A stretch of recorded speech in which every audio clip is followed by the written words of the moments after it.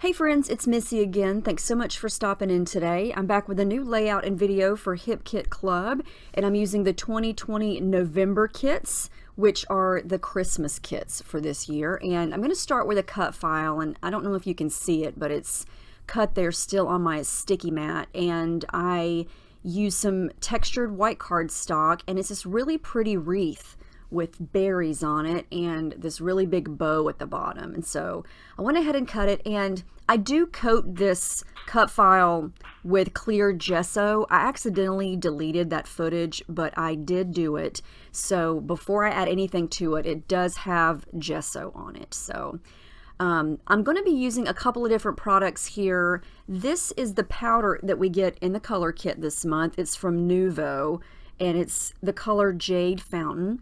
And then I dug into my stash from older kits. This is a Lindy's Starburst Squirts, and it is Emerald I believe it is called. We got that a year ago in the Christmas kits. And these are just two different shades of green, two different products, and I'm going to mix and match them to color the stems of the wreath. And I love to use multiple colors when I am painting leaves or flowers. It just makes them look a little more realistic and gives them a little bit more depth. So I'm going to mix those two colors together, and then I'm going to add in a blue color, and this is actually a Shimmers that we got, I can't even remember, but it did come in a color kit. It might have been over a year ago, but it's called Deep Blue Sea, and it's this really pretty deep blue color, but it's perfect for adding to green leaves. I've done this before, and I just think it adds that deep forest green when you mix it with another green. So that's what I'm going to do first, is just go all around the wreath and paint the stems. And I will let some of it dry and then kind of go back and add more of a certain color just to make it look a little bit more dimensional and a little bit more realistic. And yeah, the gesso is key for letting these colors kind of blend and smudge together. So okay, the green part is pretty much done, and it's hard to see here with my desk lights, but there is some variation in the colors there. So for the next phase, I'm going to move on to the berries, and the red color that we get this month is from Lindy's. It's a magical powder, and it's called Rudolph's Red Nose. And then I'm going to mix that with the pink powder that we got in the October kits, and it is a magical powder called Autumn Maple Crimson. And I'm just going to mix these two together to get a really pretty reddish deep pink berry color. And this was really easy. I just added a little dab to each of the circles, and you know, some of them are darker than the other. I add a little bit more water to some to lighten them up, and I don't want them to look perfect. I want it to look, you know, dark in some areas, light in some areas, and go from there. So base coat is down. Some of this is still wet, but I'm liking how this is looking. I think it's really pretty. And I don't know what I'm going to do with the bow yet. I'm just going to leave the bow alone. But I did want to add some variation to the berries, and so I pulled out my white acrylic paint and very, very lightly adding just a little speck of white paint to the berries, and then using my finger to smudge it. And I think this makes all the difference. It's like I said, it's kind of hard to tell here from this far away and with my bright lights, but when I show you up close, and then at the end when I show you the up close images, you'll really be able to tell the difference. This just adds light to them, you know, like when they're shining, with light shining on them, you just get that little extra hint of lightness on the berries. And then I just went crazy with the splattering, same thing, using the white paint there. And I think this just adds a little Christmassy effect, you know, a little bit of snow, I guess you could call it. But I really like how that turned out. So I let that dry. I don't know if you can see it. I'm going to try to hold it up close here, but I think that the white paint made such a big difference on the berries. I love how that turned out. And I'm going to leave the bow white, I think, for now anyway. And I'm going to go with this pattern paper as my background. And this is an exclusive pattern paper. All the pattern papers this month. Oh yeah, I got some paint on my arm there. That's not blood. So at first I thought, oh my gosh, I cut myself. But no, it was just Lindy's. So this is an exclusive pattern paper. That's what I was just saying. All the papers are exclusive. Most everything is exclusive, which means you can't get it anywhere else. But this is a light minty blue, I guess you could call it. And I'm going to use that as my background. I just wanted to do something different. I didn't want to do a lot of mixed media on a white background because I had just done all that mixed media on this wreath, and I wanted the wreath to stand out. So to do that on this blue paper, I'm going to coat a lot of it with white gesso and kind of fade out the area where the wreath is going to go, so it's going to stand out against that light blue color. And so this requires lots of gesso. I'm using my little 2-inch silicone brush there to smudge it, as well as my hands. And I want the circle to be kind of faded and hazy behind the wreath. So I just kept going. I turned off the camera because it was getting boring watching me do that, I know. But I kind of went beyond the circle, but I love how that looks. Now I've got 2 pictures here of my my youngest daughter, Paige. She is little, but she's loud, let me tell you. And I wasn't sure which one I was going to use, but I'm going to use one of those. But I did want to add some splatters to the background, so I'm going to continue to do the same technique that I did with the wreath there and just splatter it all around. And then I know that I want to tuck the photo inside the wreath over on the right side. And I know that I want to layer a little bit of tissue paper behind it. I'm not sure if I'm going to add any other papers or anything behind it. I don't want it to get too busy. And I like that there is some open white space on either side of her in the photo. So it kind of gives some separation between the wreath and then whatever I add on the left side and her. So she still kind of stands out. It's just the nature of the photo. There's a lot of white in it.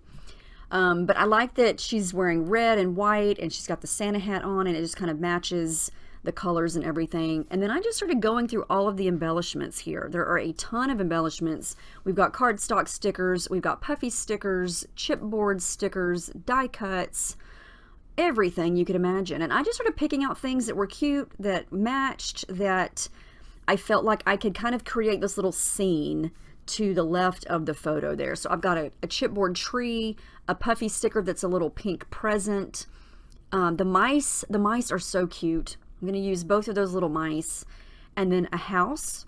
And I'm kind of going by color and size because I want smaller things here, because the cut file is sort of the biggest thing, and then the photo is another big thing. So I don't want anything that's bigger than those 2 things. So I'm going to keep the embellishments at this point pretty small. And I'm going to work on gluing the cut file down, and I don't want to add a ton of glue to it, so I'm just adding a little bit in a couple spots because I want the berries to kind of roll up in places and pop up off the page, and especially the bow. I love how the edges of the bow naturally are just curling up from where I peeled it off the mat, and I love that effect. So I want to make sure that that stays that way. And then I'm going to start to work on this little scene that I'm going to create by the photo here. I guess you could call it a scene. I've got a house, I've got a tree, I've got a present. And the scale is all different, of course, you know, but I still think all these little icons are so adorable. So I want to put the 2 mice in there. And the mice are stickers, so that's why the backing is still on there. I'm not quite sure, you know, where they're going to go, so I don't want to stick them down yet. And then I've got a couple of die cuts. I've got an acetate house, a candy cane, a red bow, and just kind of, you know, playing around, seeing what looks good where. And then I decided for the bow, I wanted to add in the solid parts that were still on the cutting mat, but I want to add something to those to make them stand out. I do want to keep it white, but I thought that I would use that gorgeous Nouveau Glimmer paste that we get in the color kit. I used this last time and told you that I was going to be using it again, and here I am keeping my promise. This stuff is so good. I mean, look at it. It's clear, but it's glitter, and all you have to do is stick your finger in there and smudge it on whatever it is you have in front of you, and it will look 1,000 times more beautiful. I mean, yes. Wait until I show you up close. If you haven't seen this stuff yet, you must get it because look at it. I mean, yes, this is the neat way to use glitter because, you know, it's in a paste. It's not going to get all over your floor. But yeah, look how shimmery that is. I cannot even stand it. Oh my gosh. Oh, be still my heart. Okay, yes. Sorry, I have to just gush over that stuff every time I use it because it's so pretty. So now what I'm going to do is put those little pieces back inside the bow, kind of like a puzzle. And I absolutely love how that turned out. It's white, but it's subtle and it's sparkly. And I'm going to wind up popping up these pieces. I'm going to add a little bit of adhesive foam underneath them to give them a little bit of dimension. But I'm still going to leave the edges to where they can curl up off the page a little bit because I want this bow to just have a life. You know, I don't want it to be flat and boring. So yeah, I'm going to glue these little pieces down, and I actually don't flatten this layout out. A lot of times once I do all of my gluing or a lot of the gluing, I will put something heavy on top of it and let it sit overnight to kind of flatten everything out. But I did not want to take the chance and flatten out this bow. So I just let the edges of this layout curl up and I just dealt with it later. But yeah, I honestly thought that I was going to back this bow with patterned paper when I first started this layout, but I'm so glad I didn't because I rarely leave things just white. But I just, yeah, it worked. And it's sparkly and it's gorgeous, so I had to leave it. So pretty. I'm going to glue the photo down, which I did add some foam behind that as well to pop it up. And I'm trying to decide thread colors. I've got the light mint color to match the background, and that's what I'm going to start with here. And it's very subtle. You know, it's the same color, so it's just going to add a little bit of texture. And I'm going to kind of wedge that underneath the photo here, kind of to the right. And you can see it, but it's pretty subtle. It just adds a little bit of texture. And so that's where this first mouse is going to go. And I'm going to pop him up with some foam. So I'm going to add some little bits of foam that I've got left over from other projects. They're little bits and pieces, even behind his little ears. And I'm going to kind of wedge him over here on top of that thread, kind of outside of the wreath. But I want him to stand out a little bit more, so I'm going to tuck some pink thread kind of underneath him in addition to that light blue thread. And I just love how that turned out. So that's where he's going to go. I'm going to go ahead and glue him down. Or her. I don't know. They're mice. Does it matter? They're super cute. Love how that turned out. And then the rest of it is going to be trying to decide. I know I want the green tree right there because of the contrast of the colors. I've got a lot of pink and a lot of red and a lot of white. So I wanted some green right there. And I love this little die cut with these little berries on it, but the reds didn't match. So I'm going to just kind of fade out some of that red using some white gesso. Because it's hard to match the reds because the berries that I painted turned out to be more of like a pinkish red. And then the red on that die cut was like fire engine red. And so those two reds were different. And so I found that if you want your reds to match a little bit better, just kind of soften it up with a little bit of gesso on top of it. And it will kind of give it that little bit of a hazy effect.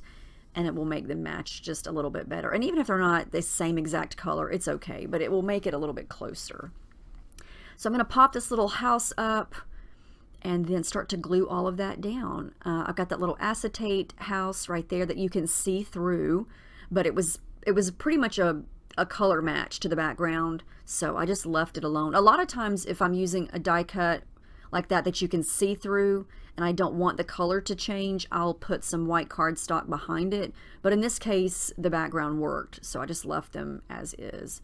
And then this other little mouse is going to go right there, kind of like he's standing in front of the houses, and then this little red bow. And again, the red didn't match, so I'm going to haze it out. That doesn't even make sense. Fade it out, make it look a little hazy with some gesso, and then glue that down. And then I felt like since I had some thread over to the right, I needed a little bit of thread over to the left. So I'm going to go with those same colors and just kind of wedge it in there. I had to be careful because I'd already glued some things down, but that's okay. I'm going to go with the light blue there, and then I'm going to add some of the pink as well, but I'm going to kind of put the pink underneath the mouse, I think. And I can't stop staring at the bow. The bow is so pretty. And it's just that paste on white cardstock. It's nothing special. But this just goes to show you that if you put this glimmer paste on anything, it will make it instantly beautiful because of the glittery factor. It's so pretty. Okay, I won't talk about it anymore, I promise. I just can't help it. It's so sparkly. All right, so I got the pink thread in there. I've got the blue thread in there. The thread is done. And then I'm going to start to work on a title. At this point, I'm like, oh gosh, where is my title going to go? So I'm going to use a puffy sticker first. I love this one because it's the perfect color and it says, love this so much. And then I'm just going to show you a little bit of what I got so far as texture and dimension and how everything looks from different angles. There's the bow. Okay, I mentioned it again. I'm sorry. Shh. But yeah, added the little sticker to the top.